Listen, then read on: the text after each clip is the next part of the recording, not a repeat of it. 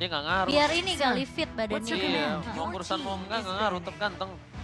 Ya kan? Gak salah sih. Gak salah sih. Bener nggak teman-teman Watch Party? Ya benar lah. Oke, Blacklist masih di first Masih first pick loh. Gila loh. Masih di first pick dan bahkan kali ini dengan Guinevere. Yang sudah diamankan terlebih dahulu. Mengingat bagaimana respon dari One yang dilepaskan dan ternyata diamankan oleh cewek. Kali ini juga Blacklist masih dengan band yang sama. Waduh.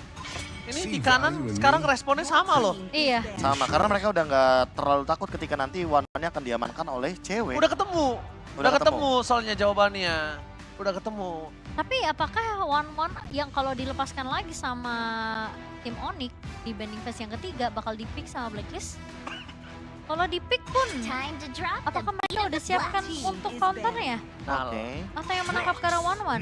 Baxia lagi. Kari full. Berarti kalau Valentina lagi diamankan oleh Yue, kemungkinan besar di sini sudah ada jawabannya. Atau jangan-jangan Faramis first pick nih. Gila. Cepet banget sama-sama jungler nih. Tutup dari tim 2 Valentina lagi. Masih Valentina Yue. Ya, mau bagaimanapun sebuah respect kita tunjukkan tentunya kepada Yue sebagai Valentina nomor 1 Filipina. Dan bisa ngebuat Suns tumbang untuk ketiga kalinya. Bener. Ini udah menjadi salah satu hal yang udah nggak perlu kaget buat teman-teman mungkin yang lagi pada nonton semuanya. Karena inilah dia, hero power. Itu di atas segalanya. Iya. One dan juga Kadita lagi kah? Oh, tapi Faramisnya justru yang akan diamankan oleh Onyx. Ganti gameplay berarti ya. Iya.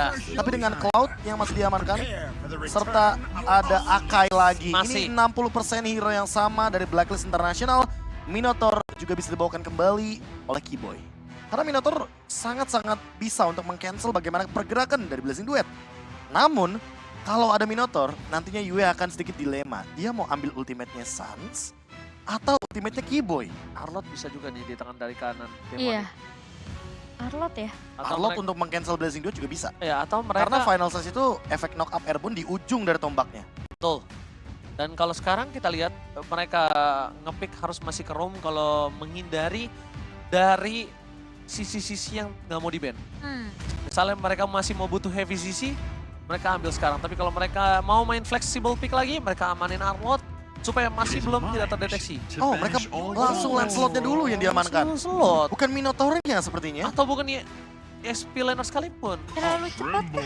Tapi Popheus ban ini udah pasti harus dilakukan terlebih dahulu sendiri mungkin. Wait, Digi?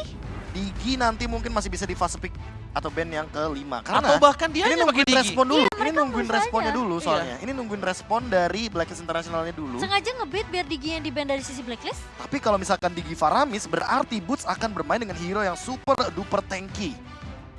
Mungkin akan ada Uranus nantinya. Kalau ngomongin Uranus ini akan cukup berbahaya sih Profesor KB. Mending Arlot. Arlot full tank. Arlot full tank ya? Ya Arlot full tank. Iya, Masih bisa punya sih. sisi, masih punya bisa ngedivein ke arah belakang. Bisa banget. Masih punya... Dan itu juga menjadi ancaman bagi Akai kan. Karena dengan Final Iya. Slash Akainya Iya. agak sedikit bakal terkocar-kacirkan di kanan kirinya. Kok Kalau aja? ngomongin ke Uranus, ini permainan Oheb ini dia tahu loh titik lemah Uranus. Apalagi dia pakai cloud yang dimana, oke, bulan-bulanan warga nih Uranus nih. Ya tapi seenggaknya ada yang pegangin lane jauh sih, itu juga cukup penting menurutku. Selain Lancelot nanti yang akan bermain dengan lini jauh. Tapi kali ini Kaja yang akan di-ban, sehingga membuat teman-teman dari Onyx akan memiliki keputusan lain untuk fase ban yang kelima, dan Hilda yang akan di-ban untuk Rene J. Tidak akan ada kerusuhan di early game untuk Lancelot, sehingga Lancelotnya akan sedikit lebih aman ketika kita berbicara bagaimana tempo di early game yang akan dijalankan oleh Onyx. Masalahnya Digi-nya bakal di-ban atau enggak nih sama Blacklist? Diginya mau di-ban apa enggak sama Blacklist karena Blacklist dia akan cukup gambling. Sekarang dia bingung, kalau dia ban Digi, ini terlalu beresiko. Lepas banyak banget sih. Iya, akan Kayak ngebuka Grill. Tigreal, akan ngebuka Minotaur juga. Tapi gini loh, kalau kita berbicara Digi ya, Digi kalau di-pick sama Onyx juga bisa di-copy dengan IMU. Iya sih. Jadi sedikit dilema Tapi juga. at least gak akan ada time bomb dan juga reverse time. Iya, dan tidak akan ada Netherrealm juga yang bakal di-copy sama Yue. Karena Yue Iya. cuma bisa meng-copy satu kali. Jadi pilihan. Kecuali dia fleeting time. Oke, dan sekarang Onyx apakah Digi itu hanya distraction? Dan lebih Atau memilih. jangan-jangan Diginya tuh kayak dipaksa untuk diamankan sama teman-teman dari Blacklist International. Iya, makanya aku bilang lebih di arah ngebait gak sih buat Blacklist? Ini tergantung sama pick yang keempat nih. Kalau ini Roamer dan untuk Keyboy, ini akan sangat menarik kalau tiba-tiba Blacklist International membawakan Digi. Karena apa? karena last pick-nya bisa Esmeralda untuk Boots. Ya. Sun rises when I Dan give menuju the ke arah word. DJ Khalid last Oh, pick-nya lebih mau aman. dibikin. Ayo lo. Mereka membingungkan, diamankan Khalidnya. Dipaksa menggunakan Arlot. Dipaksa menggunakan hero yang sulit untuk jump in ke arah belakang. Kalaupun bisa jump in, dia nggak instan banget untuk dapetin seorang Terisla cewek. mungkin yang bisa di... Terisla masih bisa dihindari pergerakan. Arlot. Dipaksa pakai Arlot. Pasti dipaksa pakai Arlot, tapi ingat Arlot ini bukan hero yang laning banget. Sehingga kemungkinan besar Boots bisa lebih mengungguli dari segi rotasi. Tapi Minotaur yang bakal tetap dibawakan oleh teman-teman dari tim Blacklist International mendinai bagaimana Akai ketika nanti terkena efek knock up airborne dan Digi terbuka di sini. Digi kah? Digi kah? Atau jangan-jangan Keyboy punya plan lain, dia bisa membawakan. Oh, dia nggak geleng-geleng tuh. Hmm. Oke, ini yang sedang perdebatan. Ya, Itu kayaknya opsi- bagus opsinya tuh. banyak, opsinya Apa tuh? banyak. Tadi dia ngomong apa? Itu juga kayaknya bagus tuh. Ada Digi, Enggak, jangan pakai itu, ada jangan pakai itu. Franco, ada Atlas. Itu lagi debat ini. Iya, mereka Iya. lagi coba benar-benar mikirnya mungkin tim fight yang lebih efektif untuk roamernya posisi Keyboy sih Apakah akan sebenarnya. ada hero Itulah seperti kenapa mic check itu selalu kita tunggu ya. Rafael? Iya, makanya, Ya kan? iya, Mic iya. check itu selalu kita tunggu. Mic check itu selalu ditunggu. Dan itu dia Matilda. Matilda Airlines karena tidak ada Poveus. Dan inilah dia drafting phase dari Onyx dengan Flask of Dionysus item. Terlalu banyak hero dash. Matilda 1-1 Lancelot yang akan membuat sosok dari Minotaur Hilang arah. hilang arah Nggak dan dapetin momen minim stun. target. Tidak akan mendapatkan stun. Dan ini dia dari knockout stage match 2 game 4 Momochan. Wow, memang Blacklist mereka memiliki hero power yang begitu tinggi. Dengan adanya Edward juga dengan Arlotnya. Dan juga Oheb masih dengan Cloud dan Yue dengan Valentinanya. Ya, tapi kalau kita lihat lagi dan lagi, line up rating dari Onyx 4 kali game ini berjalan. Selalu berada dalam keadaan yang under, tapi Benar. mereka selalu bisa maksimalin loh. Itu dia. Untuk power hero yang mereka bawakan di game dari 1 sampai dengan game yang ketiga tadi. Dan apa yang terjadi? Di game yang keempat akan kita Yes. saksikan sesaat lagi. Match point di tangan Onyx Indonesia. Yang sempat mereka kehilangan poin dari tim Blacklist. Tapi ternyata 2 game sudah mengungguli sampai saat ini.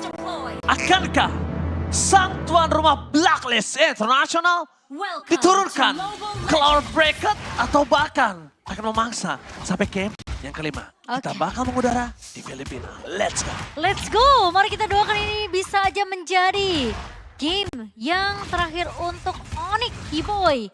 Dan bahkan kita udah melihat Coach Yep itu sempat memainkan main psikologi dari pemain-main dan mungkin dari coachnya Blacklist sendiri dengan cara ya Digi yang tidak di ban tapi tidak di pick juga oleh Onyx. Tapi Rene J bakal Oke, ditarik. nampaknya Flicker telah dikeluarkan begitu saja. Walaupun bisa kita bilang early game kali ini Rene J terpaksa untuk mengeluarkan Flicker ya. Tapi kalau ngomongin dari posisi all in Rene J ini masih butuh banyak effort banget ya Momochan. Iya. Dan dari segi emblem kita juga menyaksikan rotasi akan coba dilakukan oleh seorang Rene J. Cuma dibalik itu semua, dengan Cloud yang bisa sustain seorang diri aja, membuat tugas Rene J akan lebih murah. Iya. Dan tadi kita ngeliat juga sebenarnya Yue sempat ngebawa Rupture di sini. Suns akan coba sedikit menahan tentunya di area mid-nya. Sementara posisi dari Keyboy memang belum bisa terlalu menang laning dibandingkan dengan cewek juga. Tapi at least cewek masih bisa untuk bertahan di laning bawahnya. Dan Suns akan menarik Rene Wah, J. Rene J udah gak ada flicker. Rene J udah ada flicker, itu yang harus mulai mereka perhatikan. Dan jangan sampai permainan yang cukup memaksa didapatkan oleh para pasukan dari tim Iya. Blacklist International. Dan ketika Rene J udah gak ada flicker, ini akan menjadi berbahaya kalau dia ter-take down ketika posisi turtle terbuka. Mungkin Carry juga tidak mau terlalu mengambil resiko di area mid karena masih ada efek terrified dari Betul. seorang Yue tadi. Oh, informasi yang telah didapatkan, di mana Sensui berada di garis depan dan akan menuju ke arah Gold Buff yang berhasil didapatkan tanpa adanya sebuah retribution. 3-3 di arah top lane, Edward bahkan cuma untuk bermain dengan Kairi. Sama-sama hero yang bisa melakukan dash dan jump in ke arah belakang, tapi Onyx perbedaannya adalah dia punya Keyboy. Ya, ini akan ada satu tarikan yang cukup menarik sekali. Bagaimana cara mereka untuk snatch the turtle. Tapi lagi dan lagi, kali ini tim fight-nya akan menjadi 4 lawan 4. Nah, kita harus melihat bagaimana setup yang akan ditimbulkan oleh Onyx ketika turtle-nya sudah setengah darah ternyata. Arena Jaya level 4. Kondisi yang tidak cukup baik untuk para pasukan dari tim Onyx. Tapi depan sana lihat Man Up Fury-nya. Belum mendapatkan siapapun. Donald Rap telah dikeluarkan membuat para pasukan dari tim Blacklist International berhasil mendapatkan turtle mereka yang pertama. Kembali dengan pertarungan turtle. Objektivitas selalu menjadi sebuah pandangan dan jangkauan untuk kedua belah tim memang primadona ya. Bisa aku lihat dari game pertama ya. Iya, iya. Turtle Lord selalu primadona karena ada beberapa tim yang melihat kalau objektif dari Turtle itu baru primadona ketika Turtle yang ketiga. Iya, biasanya. Itu biasanya tuh tim-tim Cambodia yang akan memainkan seperti itu. Jadi mereka nggak buru-buru untuk mendapatkan objektif, tapi mereka selalu menekan dengan segi point kill. Betul. Sehingga ini yang membedakan bagaimana team fight objektif dari Blacklist dan Onyx yang sama-sama mementingkan untuk Turtle. Sehingga kita selalu melihat team fight di early game itu menarik untuk kita tunggu-tunggu. Apalagi ketika Turtle yang pertama. Ya primadona sekali kalau untuk bermain dengan tim Indonesia dan juga Filipina. Gak ada yang alergi seafood kalau bisa aku bilang. Dan sedangkan para pasukan dari tim Blacklist mereka akan terkena sedikit distraction. Matilda dari Kiboy Atlants, Regina Storm for nothing. Berhasil memasar Renee dengan flickernya, tandanya ini membuat sosok dari cewek akan lebih aman. Walaupun cewek juga punya Needles of Flower. Ya, walaupun juga tidak akan terlalu terburu-buru untuk melakukan ganking karya bottom lane. Karena sudah bisa dipastikan Renee J nanti tidak akan begitu maksimal ketika tidak ada magic damage. Namun kalau kita lihat dari item Corrosion Side yang sudah diamankan terlebih dahulu. Dan bahkan Suns yang di all in sepertinya. Dengan gerakan cepat dari Edward dan juga Renee J walaupun tidak ada flicker. Itu dia perbandingannya Momo-chan. Kalau Benar. sadar, Suns lebih memilih stacknya hilang ketimbang dia harus menggunakan flickernya. Betul, betul. Dan bahkan ngunain satu buah ini ya, ke altar atau mungkin ada drumnya ya. Ditahan banget sama dia. Ditahan bener-bener. Karena aku Dicari ngeliat. di mana yang paling kecil cooldownnya. Betul, dia tahu mungkin pasifnya yang bisa membuat dia tentunya revive lebih cepat. Dan bahkan posisi dari area mid yang masih bisa ditahan juga oleh pemain-pemain dari Onyx. Ya, tapi kalau kita lihat dari XP lane-nya, Boots seperti agak sedikit kesulitan untuk berhadapan dengan Edward dan Retribution. Oke. Seperti ada di tangan dari Sensui. Trigger berhasil. Mission complete dari Kairi. Ini tandanya adalah sebuah turtle yang tidak akan dilepaskan oleh tim Onyx Indonesia. Kairi udah mulai harus dispeksi damage sama Edward. Ini nggak bisa Lumayan dibendung, berasa ya. Vengeance terlalu sakit Profesor. Vengeance dengan passive stack udah pasti bakal double damage. Dan kali ini terkena zoning out yang lumayan banyak dan membuat Kiboy harus lebih berhati-hati. Walaupun tadi ada Retribution digunakan, tapi pressure dari Blacklist International itu nggak Kairi lepas. melepaskan lagi turtle-nya. Berarti tandanya bukan itu target utama yang mereka inginkan. Ketika permainan dari tim Onyx Indonesia berhasil memancing trigger. Karena kalau menurut aku, dia ingin tidak menuju ke arah perebutan objektif turtle. Itu purple buff yang cukup efektif untuk ngedeny pergerakan Sun Tzu. Aku kira bakal ada momen Kiboy tiba-tiba mencuri dengan Soul Bloom tadi. Ternyata nggak connect ke arah turtle-nya. Dan satu Circling Eagle yang dibuka hanya untuk membuka vision juga bagi Blacklist International di area mid lane-nya. Tapi ini persis kayak game pertama gak sih? Yang dimana Blacklist memang mereka berhasil untuk dapetin perfect turtle-nya. Tapi Onyx bener-bener ngasih space ke arah cewek untuk bisa farming. Iya. Dan ini benar-benar jadi game yang sama persis pressure dari Blacklist International. Betul-betul nyata adanya di early game. Dan membuat Onyx sedikit tertekan ketika kita berbicara dari 3 game yang sudah kita mainkan sebelumnya. Karena perbedaan network dari Ohep nih bersama dengan cewek cukup jauh ya. Karena Ohep sempat makanin 2 lane juga tadi di area mid dan bahkan dua turtle yang diamankan oleh Blacklist. Membuat Ohep tentunya lebih unggul dari segi network. Ya, dan kali ini Boots lagi-lagi harus benar-benar dalam keadaan yang tertekan melawan Edward dengan Arlott-nya. Gagal. Gagal dapetin Yue. Tadi dia Phantom Execution-nya itu setidaknya bakal mancing Yue ngeluarin Netherrealm. Atau Flicker Atau sekalipun. Flicker, iya. Ya, atau Flicker sekalipun. Tapi nampaknya nggak nyampe ke arah ujung damage. Ghostbuster dari Suns ini mengerikan juga ya. Dia mancing terus, dia poking terus. Cuma mungkin adalah ketika nggak ada Shadow Stampede. Ini problemnya adalah Suns nggak punya skill escape. Iya. Kecuali Flicker yang dia miliki saat ini. Tapi buat sekarang ada Necklace of Durance, jadi akan membuat team fight dari Blacklist International nggak semaksimal itu. Regen HP dan juga heal up akan kepotong 50% karena efek Life Bane. Sehingga membuat nantinya ini Suns perlu banget untuk survive dalam team fight besar. Nggak boleh tiba-tiba dia instant kill dengan siapapun dari Blacklist International. Iya. Stackingnya juga nggak terlalu banyak seperti tadi Momo-chan. Jadi dia lumayan respect lah ya dan langsung melakukan recall tentunya. Tapi damage dari Ohep udah mulai berasa sih sebenarnya. Udah gak berasa lagi, lihat itu baru UI-nya doang. Iya. HP masih jauh. Dan bahkan Edwardnya akhirnya datang untuk mencoba membantu membuat Kairi ini gak bisa dapetin purple-nya. Walaupun begitu, Kairi masih coba untuk melakukan clear. Karena udah diberitakan itu, jadi it's okay, no problem. Tidaknya berbagi sharing, is caring untuk para pasukan dari tim Onyx Indonesia. Iya, dan satu buah Demon Hunter Sword di tangan dari cewek kali ini Blacklist. Sepertinya Kairi akan melepaskan turtle yang ketiga juga deh, Prof. Kemungkinan besar untuk perfect turtle akan ada di tangan dari Blacklist International, membuat kali ini 3 turtle tanpa balas. Dan menunggu juga untuk Onyx mendapatkan power spec tertingginya.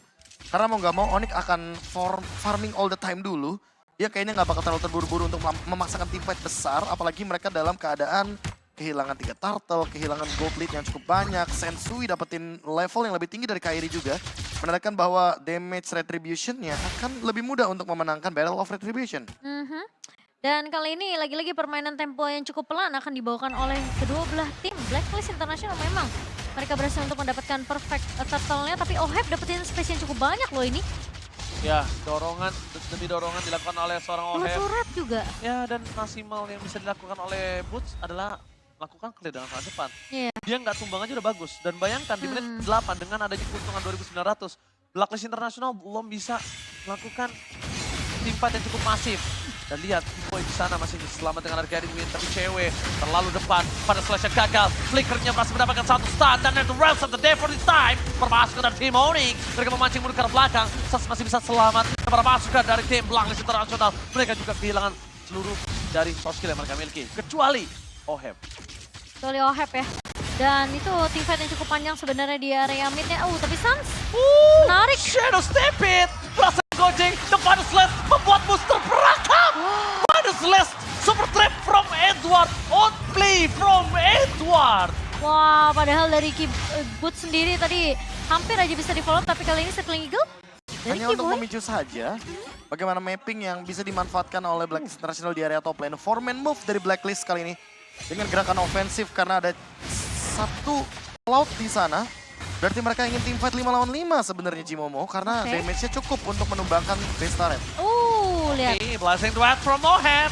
Damage-nya masih terlalu bisa ditahan, tapi Kiboy ter-take down. Gak bisa diselamatkan, ternyata aku kira damage-nya akan cukup membuat Kiboy mundur ke arah belakang loh, Be. Ya, fadeaway kill yang didapatkan dari BMI dengan Dexter sebagai takedown kill terakhirnya. Walaupun kali ini harus merelakan retribution-nya, Onyx akan memberikan Lord ini secara gratis kepada Blacklist International. Oke. Masih lot yang pertama memang. Tapi memang dengan permainan yang cukup agresif ya dari OHEB sendiri karena kita ngeliat juga OHEB di sini menang dari segi level dengan perfect turtle yang didapatkan oleh pemain-pemain dari Blacklist. Dan lihat. Dan segi itemnya juga. Itemnya jauh banget bahkan langsung mau ke Windtalker kayaknya dari OHEB.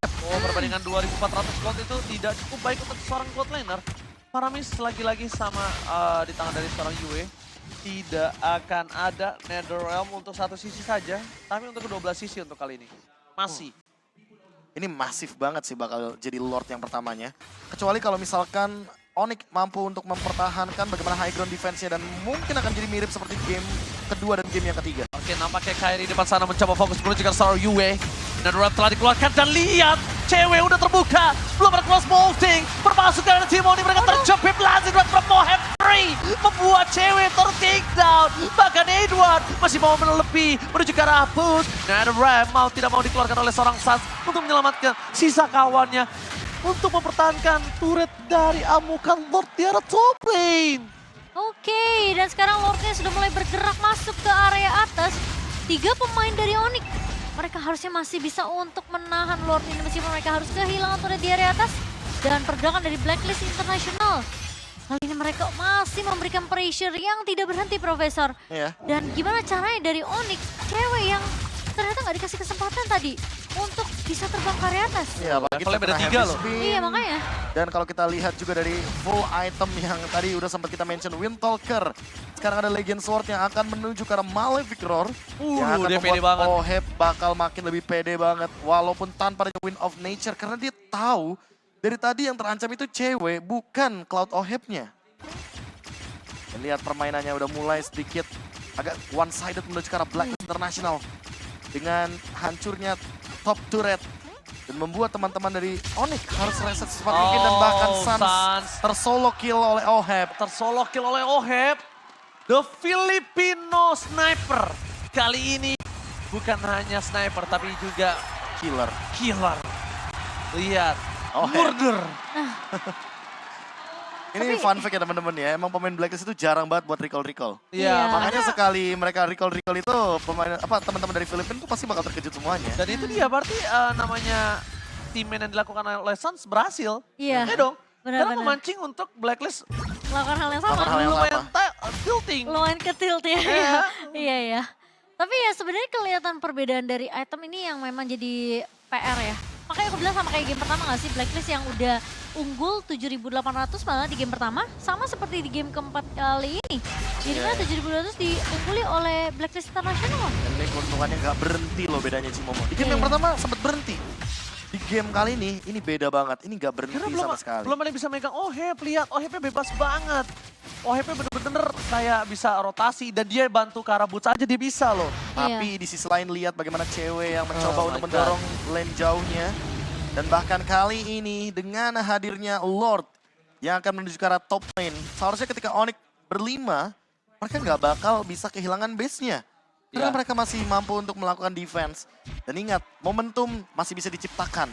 Karena damage taken walaupun paling banyak dari Suns, tapi setidaknya untuk sampai dengan menit-menit seperti ini, kalau Yue-nya tidak mendapatkan ultimate dari NetherRealm, berarti Onyx berada dalam keuntungan. Dengan kondisi 2 level di bawah Yue, mungkin Suns juga akan cukup kesulitan untuk bisa memberikan damage burst balik gitu loh. Apalagi kalau misalnya setup team fight-nya bener-bener perfect banget ya untuk Blacklist International ya. Ini mungkin positioning adalah kunci untuk cewek dan juga Suns. Suns tadi baru jadi ke arah Lightning Truncheon nih, jadi harusnya damage-nya ini baru akan berasa sekarang dari sisi Suns sendiri. Oke, lihat Kairi. Di arah bottom lane bakal coba dikejar abis sama Ohep. Tapi lihat para pasukan dari tim Blacklist International. Mereka lebih fokus melakukan distraction di dua lane yang berbeda. Karena di arah top lane, Blacklist biarkan Lord-nya bebas masuk kepada hambatan. Dan biarkan Sensui akan mendistract, bombardir ke backline, kocar kacirkan tim Onyx. Dan bahkan di sana Kairi mencoba untuk bermain dengan Ting Ting, bukan bermain Ting Ting, bukan Biscuit. Lord berhasil diselesaikan, tapi Kairi harus take down dan fokus ke arah Yue, masih bisa diselamatkan. Harus spin for Yue, dan para pasukan dari tim Onyx mereka pura-pura ada dan dari from Mohead. Gak bisa lagi dibendung, ini bencana. Game 5 Israel Blacklist International menolak dengan kekalahan 3-1. Game 5 Israel. Bukan tanpa alasan, muka mereka keluar dari bench dengan full senyum Profesor. Wah, ini dia reset yang terjadi juga dari Blacklist International. Bukan tanpa alasan mereka hadir dengan keadaan full senyum. Dan membuat mereka berada dalam kondisi match point juga.